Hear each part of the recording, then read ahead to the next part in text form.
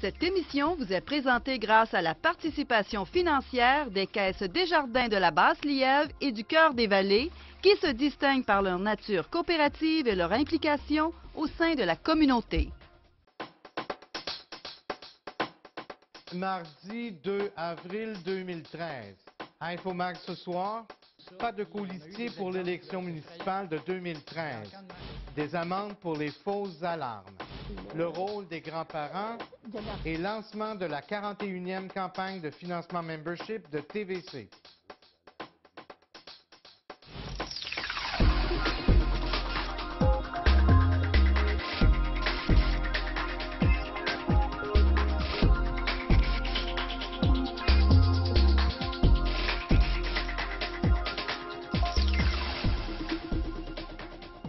Bonsoir, mesdames, messieurs. Bienvenue à Infomag, votre magazine d'information locale.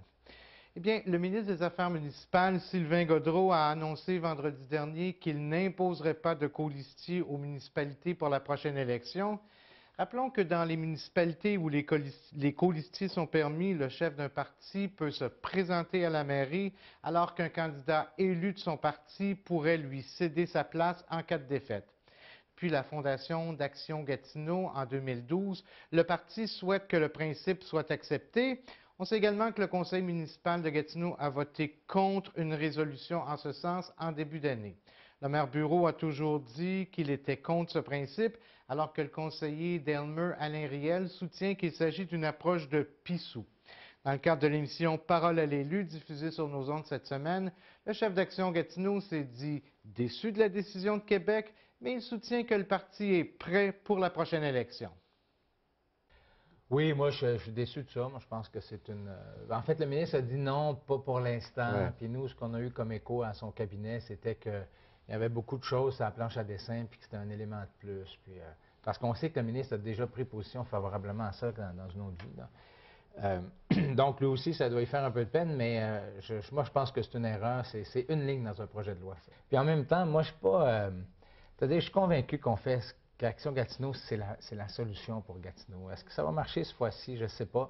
Moi, je pense que oui. Je pense que les gens veulent faire un certain nombre de virages, veulent changer les façons de faire. Moi, quand je dis aux gens qu'on veut avoir un programme où on dit qu'est-ce qu'on fait, quand on va le faire, puis combien ça va coûter, c'est assez séduisant quand on regarde la politique municipale traditionnelle, où c'est à peu près absent, ça, comme façon de faire.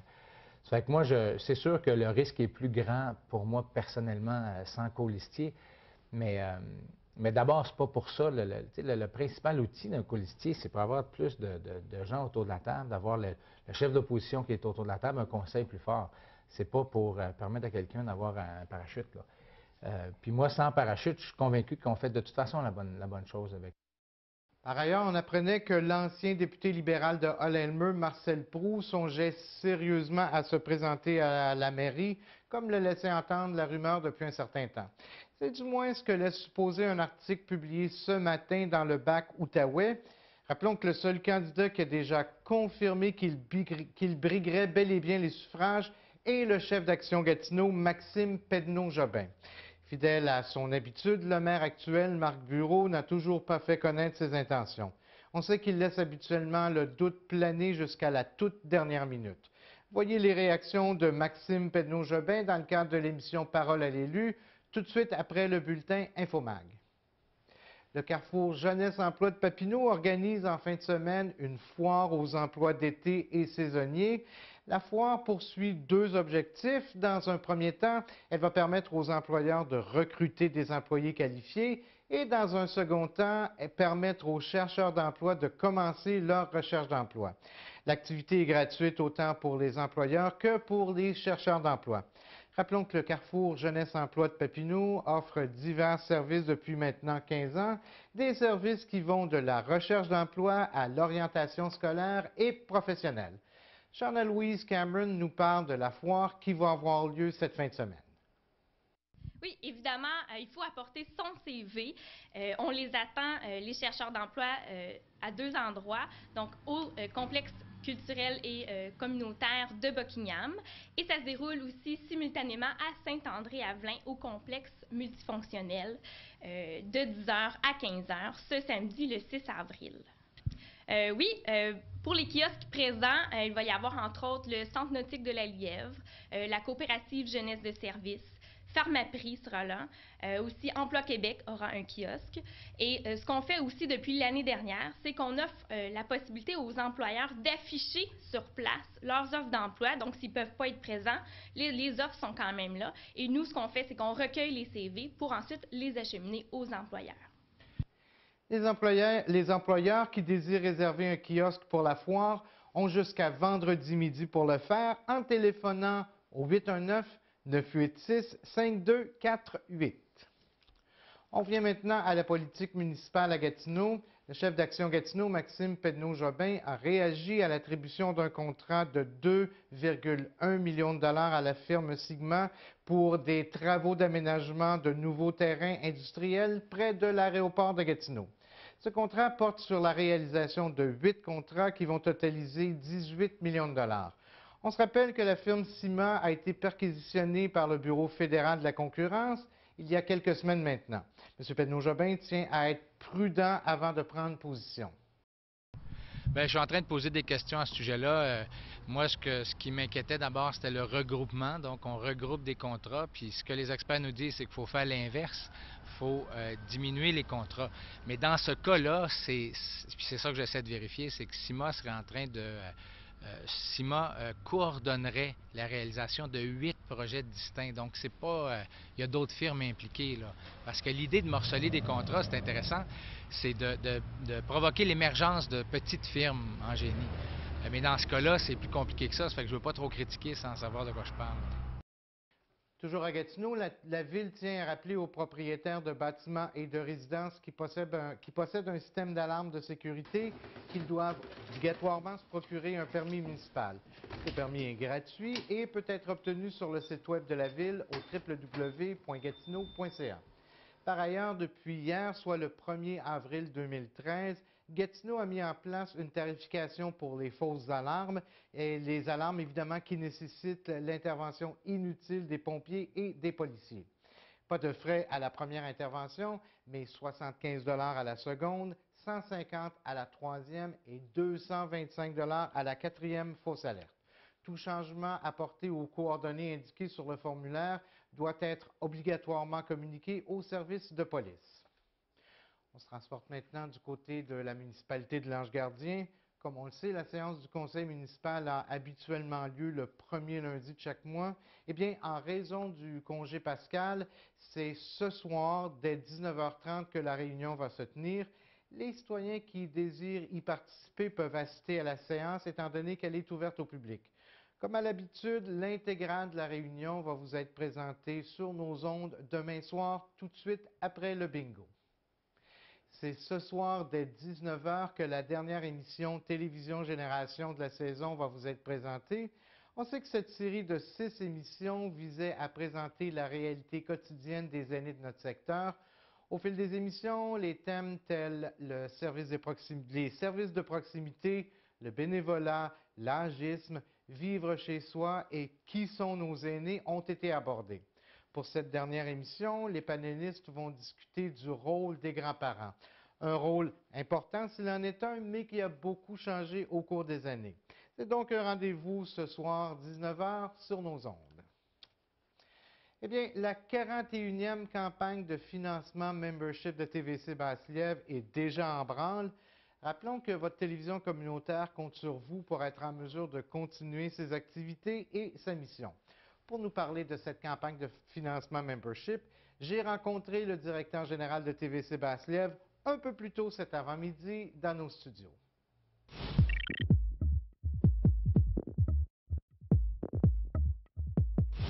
André Soucy, évidemment, on vient de terminer le 40e, toutes les festivités du 40e qui viennent de se conclure. On entame la 41e campagne de financement de TVC Basse-Lièvre. Il y a des nouveautés cette année. Ben oui, Michel. D'abord, ça s'est passé vite. 40 oui, ans, ça n'a pas d'allure. Ça s'est passé tellement vite notre dernière année, puis il y a eu des belles choses qui se sont déroulées. Alors, on remercie les gens qui ont participé, premièrement, avec nous autres là-dessus. Ben oui, c'est comme à chaque année, quand on recommence une nouvelle année, pour nous autres, c'est 41 ans, ça va se dérouler jeudi soir, c'est le 4 avril. On se souviendra, ceux qui s'en souviendront, en 1972, c'était la première émission. C'est pourquoi qu'on dit toujours, c'est toujours notre anniversaire à ce moment-là. Et on en profite justement avec le bingo puis le début de la campagne de financement pour souligner ce fait-là. Alors, cette année, si tu me parles de la campagne de financement, membership, il faut toujours dire ça là aussi, parce que les gens deviennent membres de leur télévision communautaire. Puis pourquoi c'est important? Je pense que si on le répète, puis on le répète à chaque année, mais c'est toujours la même formule, ça nous permet, si le plus grand nombre de membres qu'on a, évidemment, il y a le montant d'argent, parce qu'on demande aux gens d'être membres avec nous autres, puis de donner un 10 par personne dans la famille, quand c'est possible de le faire. Alors, ça, c'est bon, mais on a également nos organismes, et nos marchands, nos partenaires financiers qui viennent en ligne de compte là-dedans, puis qui nous permettent d'aller chercher plus d'argent au cours de l'année, puis qui permet à la TVC et son conseil d'administration d'administrer un budget qui est cette année de plus de 400 000 $. Alors, c'est pas facile à aller chercher, puis c'est important, cette campagne-là nous permet d'aller chercher le restant de cet argent-là. C'est pas parce que l'objectif cette année est encore autour de 40 000 $, puis si on peut le dépasser, tant mieux, mais il en reste 10 fois plus encore à aller chercher, mais comment on peut aller chercher ce montant-là? C'est justement en démontrant à ces marchands-là, à ces organismes-là, que la population est intéressée, puis eux embarquent de leur côté. On parle entre autres de Vidéotron, de la compagnie Vidéotron, du ministère des Communications, de la Culture et Communications et Conditions féminines. Alors, tous ces gens-là, nos partenaires financiers, nos marchands qui embarquent comme commanditaires, tout ça, ces gens-là voient ça, puis ils se disent, moi aussi, je vais embarquer là-dedans. Alors, c'est un peu ce train-là, c'est pour ça qu'on veut dire aux gens, embarquez dans le train tout de suite, c'est important, cette campagne de financement-là. C'est pas dire, moi, j'ai juste un petit dollar, un 10 pour devenir membre. Votre 10 plus les autres font en sorte qu'on va chercher ces gros montants d'argent-là pour l'année. Justement, parce qu'on parle de membres, des citoyens, si on veut, on parle de commerçants. Actuellement, en 2013, la TVC compte combien de membres citoyens, si on veut? Citoyens, nous avions l'an passé quelques 1100 quelques, en tout cas, on dépassait les 1250 l'an passé avec nos marchands et tout ça. Alors, ce qui veut dire que les citoyens sont quand même intéressés, puis ils participent à chaque année. Puis on a commencé d'ailleurs, on est le 2 avril, et puis on a déjà commencé hier soir à faire ces premiers téléphones-là. Et déjà, les réponses sont intéressantes. Alors, c'est donc dire que nos anciens membres vont être contactés. Ça, c'est important de le dire. Ils reçoivent des téléphones de nos bénévoles, et de nos bénévoles, par la suite, vont chercher ces agents-là, vont leur porter à la maison les cartes de membres, la carte de bingo, parce qu'on va jouer au bingo également. On va expliquer ça un petit peu plus tard. Donc, tout ce qui a été donné, les reçus en même temps, sont donnés par nos bénévoles. Alors, ils sont bien identifiés. Je ne pense pas que vous ayez des problèmes là-dessus à les reconnaître. Évidemment, quand on parle de campagne de financement, membership dans ce cas-ci, oui, on veut atteindre ceux qui sont déjà membres, mais est-ce qu'on a une façon quelconque là, de tenter d'aller rejoindre les gens qui ne sont pas membres, ou parce qu'on sait que dans le secteur Est, il y a de plus en plus de familles qui viennent se joindre, habiter dans le secteur. Et c'est pas facile de rejoindre ces gens-là. Je suis d'accord avec toi, Michel, mais il faut aller en chercher comme ça. Alors, c'est entendu que sur notre Facebook de la télévision communautaire, sur notre site Internet, et par d'autres façons également, d'autres petites façons. C'est sûr qu'on ne pourrait pas joindre tout le monde, mais le message que je lance à ces gens-là, les gens disent, moi aussi, je veux participer parce que je pense que ma télévision communautaire, ça à moi aussi, ça appartient à toute la population. Je voudrais faire ma petite part, puis je ne suis pas membre. Alors, c'est sûr qu'on ne m'appellera pas là, parce qu'on n'a pas le temps de faire le livre de téléphone, comme on dit. C'est impossible de faire ça. Alors, donnez-vous la peine de nous téléphoner. Vous venez nous voir ici au studio en même temps. Ça va nous faire plaisir de vous faire visiter en même temps, puis on va vous remettre votre carte de membre. Alors, c'est facile. Et vous nous disiez qu'un bingo, ça se termine, la campagne de membership, le 29 mai, je pense. C'est une nouveauté, ça, Michel. Oui, le 29 mai. Habituellement, on finissait à la mi-mai. Alors, on va se donner un petit peu de temps, justement, pour essayer de rejoindre d'autres gens si c'est dans le domaine du possible. Alors, on va se donner ce temps-là. Et ce qui va être intéressant cette année, c'est qu'on va faire ça même soir que les bingos réguliers. Alors, je vais t'expliquer, c'est que le mercredi 29 mai, à 17h30, on joue au bingo. On a la carte la feuille de bingo avec les 6 cartes là, qui vous sont remis. On va jouer notre partie de bingo. On va procéder aux différents tirages parce qu'il va y avoir les journées de rêve, fin de semaine de rêve également encore à être tirées cette année. Et on va terminer ça entre 17h30 et 18h. Puis à 18h, vous savez, à tous les mercredis soirs, on a notre bingo régulier. Alors, les gens qui vont jouer, qui vont se donner la peine d'aller acheter des cartes de bingo également pour jouer avec nous autres ce soir-là et qui joueront, on vous dira, je ne sais pas, je n'ai pas figuré, mais mettons qu'on dit la deuxième partie. Si vous gagnez cette partie-là, on va doubler votre montant si vous êtes un membre de la TVC. Alors, ça va faire une deuxième partie en fin de compte. Voilà, donc les gens se promènent actuellement pour... on téléphone, on va rencontrer les gens. Et en terminant, en quelques mots, je sais que ça fait 40 ans, 41 ans que la télévision a ses locaux, on le sait, au sol de l'Église.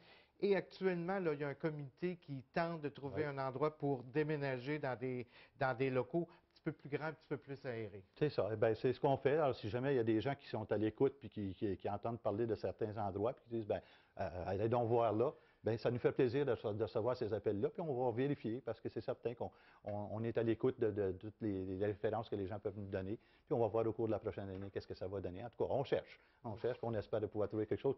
En étant plus grand encore, on va pouvoir donner encore plus de services. Voilà. André Soucy, merci infiniment et comme à toutes les années, bonne campagne de financement membership. Merci beaucoup, puis on n'oublie pas le gros bingo demain soir. Oui. Mercredi, 3 gros lots, 3 600 3 fois 1 000 alors allez chercher vos cartes de bingo. Voilà, merci beaucoup. Merci, Michel.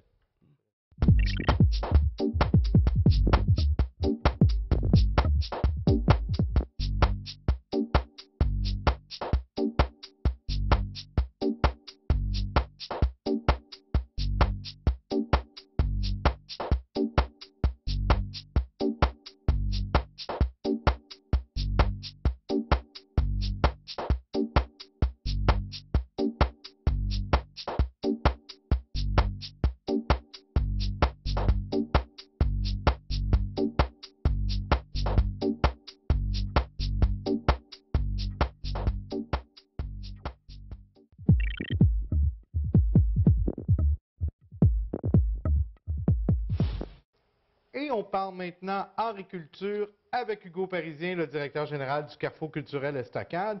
Justement, en parlant du Carrefour culturel, c'est beaucoup plus qu'une salle de spectacle, plein d'activités qui sont organisées.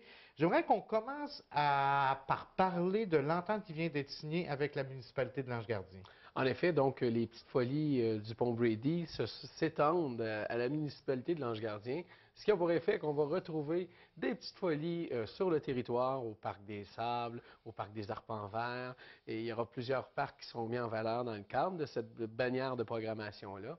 Et puis, nous retrouverons les petites folies angéloises, c'est une excellente nouvelle, sur le territoire de la municipalité. Donc, c'est vraiment le reflet de ce qu'on retrouvait sous le pont, qui s'étend sur la municipalité de Lange-Gardien. Et Michel, tu as tout à fait raison en disant que le Carrefour n'est pas uniquement un lieu de production de spectacles en salle, beaucoup d'activités d'animation culturelle. On parle d'environ une soixantaine d'activités désormais, d'activités extérieures pour la famille. Quand on parle d'écran de lune, les petites folies angéloises et les petites folies du Pont Brady, de même qu'un été chaud à Gatineau et tout ce qui découle de la programmation du Carrefour culturel. C'est une soixantaine d'activités pour les gens d'ici. Mais il reste que c'est quand même une salle de spectacle, il reste que c'est quand même la fin de l'année scolaire qui s'en vient tranquillement. Et il y a plein d'activités, plein de spectacles qui vont être présentés à l'auditorium, si on veut, de la Polyvalente, donc à la salle des Jardins. Qu'est-ce qui nous attend au cours des mois qui viennent? Plusieurs éléments qui s'en viennent. Écoutez, évidemment que mars, avril, mai, juin, c'est la fin de saison de tous les groupes culturels de la région. Donc, on retrouve beaucoup de spectacles de fin de saison. Évidemment, il y aura le club de ballet jazz de Buckingham, les écoles de danse qui traversent le territoire. On parle de la finale régionale de secondaire en spectacle qui aura lieu non pas cette fin de semaine, mais la fin de semaine suivante. Donc, à ne pas manquer, c'est la relève de la région qui se produira sur la scène de la salle des Jardins. Le fameux gala du Club Optimiste, le gala mérite jeunesse du Club Optimiste. Bref, on voit que c'est des activités qui sont à saveur scolaire, communautaire et relève, donc des gens de la région. Ce qui est important de savoir, c'est que pour avril, mai, juin, particulièrement, c'est des activités à saveur des gens d'ici, à des acteurs culturels des gens d'ici. Donc, c'est ce qui nous attend sur la scène de la salle des Jardins. Et les gens qui voudraient connaître la programmation, j'imagine qu'on peut visiter le site web qui est le... salledesjardins.ca, évidemment. Voilà, alors on suit ça de près. On reste dans notre secteur, on s'en va du côté du Café des artistes parce qu'on sait qu'on nous présente à chaque mois des expositions d'artistes peintres de la région. Qui on nous présente en avril? En début de printemps, donc pour le mois d'avril, c'est Mme Suzanne Proulx. Pour tout le mois. Écoutez, elle est native de Bowman. C'est quelqu'un qui vient de la région. Donc, Mme Proulx est allée à la petite école du village qui était dirigée par les sœurs autrefois. Et plutôt que d'écouter crayon à la main, dessinait et errait souvent dans tout ce qui était art visuel. Et elle a Elle a touché une carrière de directrice de bar pour des agences de voyage et bref, elle a parcouru le monde, c'est ce qu'il faut savoir. Donc, ça a marqué sa peinture, ouais. sa façon de procéder au point de vue de l'art visuel. Donc, elle nous présente des dessins. C'est au Café des artistes pour tout le mois d'avril. Ça vaut la peine d'aller voir ces œuvres-là de la part de Mme Suzanne Proulx. Et on reste toujours dans la même salle, mais on monte à l'étage parce qu'on sait que le deuxième étage est une salle de spectacle. Ce samedi, un groupe tout à fait dynamique, je pense, qui s'en vient faire présenter son spectacle. Spectacle de East of Gatineau, 6 avril à 20h, 10 $, comme ça sera mentionné. C'est une formation de 5 musiciennes qui viennent tous de la région et sont d'origine francophone différente, de l'Acadie, de l'Ontario et du Québec. Donc, c'est un beau mélange de francophonie. Ils nous surprennent avec un bagage de thèmes sombres, de musique optimiste et d'harmonie. East of Gatineau nous fait oublier les souffrances du quotidien. On vous invite à aller vous tirer une bûche au Café des artistes pour aller voir l'événement. Et je peux vous dire que pour les avoir déjà vus, c'est vrai que c'est vraiment très dynamique. Ça swing dans la cabane, comme on dit par chez nous. C'est maintenant le temps de la chronique de Daniel Lafortune. Évidemment, on parle de cinéma, mais je pense qu'on parle d'autres différents sujets. Divers sujets présentés par Daniel Lafortune, un amoureux de l'art, donc place à Monsieur Lafortune. En bref, je vous parle de la pièce d'Alexandre Fecteau qui prend l'affiche au Centre national des arts, Changing Room. Changing Room, on se retrouve dans un cabaret complètement reconfiguré où une pléiade de personnages très loufoques, drag queen, s'entraînent vraiment pour le spectacle. On pourrait se retrouver chez Mado, sur la rue Sainte-Catherine à Montréal. Eh bien, ces personnages-là ont une vie teintée d'humour, teintée des plaisirs, teintée aussi d'émotions extrêmes. C'est une pièce d'une compagnie québécoise qui met en vedette des comédiens qui sont très peu connus, Frédéric Bradet, Anne-Marie Côté, Martin Perrault, dans une mise en scène de Stéphanie Hayes. C'est présenté à partir de mercredi soir, toute la semaine au Centre national des arts. Dans une deuxième version, cette fois-ci, on se retrouve Day Tripper. Pour ceux qui connaissent les Beatles, c'est le titre d'une chanson, mais c'est aussi des Italo-Montréalais qui revisitent le répertoire des Beatles dans une montée, évidemment, à partir des début des années 60 jusqu'à l'éclosion du groupe en 1970. Day Tripper, les Beatles revisités, qui sera présenté demain soir à la Maison de la Culture, jeudi soir à la Maison de la Culture de Gatineau. Et pour les férus de cinéma, le Festival du film est terminé. 2 films qui ont été primés. Je vous parlais du film d'ouverture Paulette qui a mérité 2 prix, le prix du public et aussi le prix du jury. Dans la catégorie prix de la critique, c'est le film La Vierge, les Coptes et moi, un film que malheureusement je n'ai point vu. Dans votre salle vidéo, vous pouvez aller chercher le film Ézy-Mézac. Ézy-Mézac, ça se passe encore une fois à Saint-Élie-de-Caxton. Ce sont les personnages loufoques de Fred Pellerin qui reviennent. Dans ce village-là, tout juste à manger, ils ont, et oui, ils souffrent. On se retrouve un peu comme à la période de la dépression. Et Ézy-Mézac, lui, décide de faire un jardin communautaire et tente, évidemment, d'amener les habitants du village à l'aider à produire pour que les gens mangent. Malheureusement, en même temps, on se retrouve avec des gens qui veulent faire venir la voie ferrée, le rail. Alors, ce sera une lutte à finir entre doit-on travailler ensemble pour le jardin communautaire ou pour la venue du train à Saint-Élie-de-Claxton. Eh bien, je vous laisse là-dessus. Lequel va gagner? Tous ensemble vont se mettre à travailler, évidemment, à cette époque-là, vers le progrès. C'est un film qui a avec les mêmes personnages, les mêmes acteurs québécois, qui malheureusement manquent un petit peu de souffle, puisque le scénario est moins bien ficelé qu'avec Babine. Et aussi, évidemment, le fait qu'on retrouve encore ces mêmes personnages, on pourrait presque dire que c'est un Babine 2. Donc, j'ai accordé la note de 6 sur 10, un film à voir en mangeant du popcorn à la maison, assis en famille, puisque c'est un film tout public. Voilà, merci beaucoup Daniel Lafortune. Alors, on continue maintenant, on se transporte du côté des Brasseurs du Temps dans le secteur Hall, un spectacle qui nous est présenté, en fait, le 8 avril. BDT, connu d'une façon plus souvent fréquemment qu'autrement sous BDT, parce que c'est leur fameux logo. C'est le 8 avril que ça a lieu. C'est Robert Garceau, qui est un faiseur de chansons dont le style se situe, attention, à la croisée du folk et du rock populaire. Ses multiples influences de Ferré aux Beatles, en passant par Brel, Cohen, Dylan et Vigneault. Il y en a plusieurs qui ont touché à son style d'interprétation. Lui ont permis de développer des airs qui sont tout à fait accrocheurs. Donc, ça se passe le 8 avril au Brasseur du Temps. Robert Garceau, à ne pas manquer. Oui, et on peut en profiter justement au Brasseur du Temps pour, en plus d'aller au spectacle, la bière qui est brassée directement sur place. C'est intéressant de voir ça. On se transporte, en fait, tout juste à côté, au Théâtre de l'Île, et c'est la dernière chance de voir la pièce qui est présentée actuellement. Oui, donc, dernière chance de voir L'amour est aveugle. C'est jusqu'au 6 avril, Michel. Donc, on doit se dépêcher. Écoutez, c'est une comédie dramatique, tout à fait. C'est des grands scénaristes américains, Gary Marshall et Lowell Gans, qui ont écrit ça. Une adaptation de José Labossière. Écoutez, un grand fanatique de l'art, mais un doyen d'université, donc, nous arrive et devient aveugle.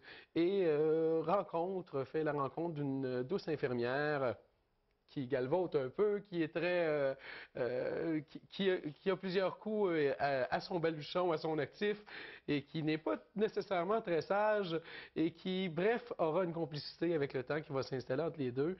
Donc, cet aveugle-là, ce non-voyant-là, qui aura la lecture de la part de l'infirmière, on la voit à l'écran, là, de la part de l'infirmière, qui aura des lectures et tombera évidemment en amour avec ce doyen universitaire-là. Donc, à ne pas manquer, L'amour est aveugle, Théâtre de l'Île, dernière chance pour le voir. Voilà, donc jusqu'au 6 avril, donc on se présente, j'imagine, directement sur ovation.qc.ca pour des billets. Exactement.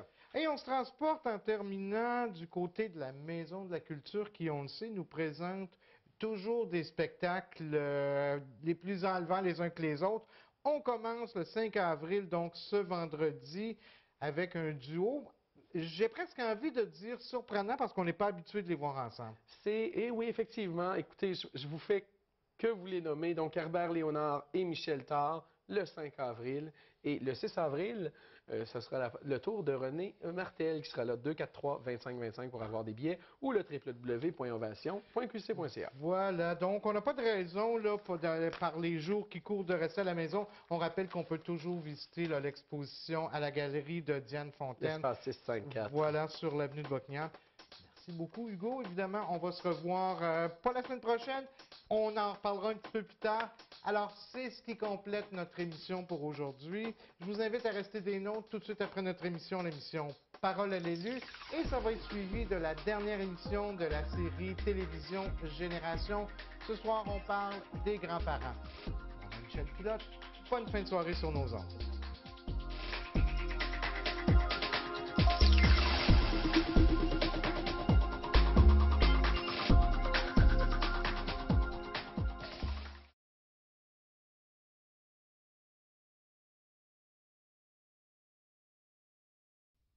Je m'appelle Clémence. À ma naissance, il me manquait un pied, fait que j'ai une prothèse. C'est très utile. Quand je suis à l'école, il n'y a rien que moi qui est amputé. Au séminaire, il y a des amputés de guerre. Je vois beaucoup de personnes qui sont comme moi. Je retrouve un peu ma deuxième famille. Quand je reviens du séminaire, je suis énergique. Il n'y a rien qui va m'arrêter parce que je suis une vainqueur. Le séminaire des amputés de guerre, on est une grande famille, on a toute hâte de se voir. Il y a des grands, il y a des petits, puis les grands prennent des petits comme les petits apprennent des grands. J'ai toujours aimé prendre des photos. J'étais la photographe désignée de la famille. Quand j'ai voulu poursuivre ma passion, les amputés de guerre m'ont financé ma nouvelle prothèse. Pour moi, l'association des amputés de guerre, ça m'a apporté d'être simplement bien avec moi-même. Je suis juste moi.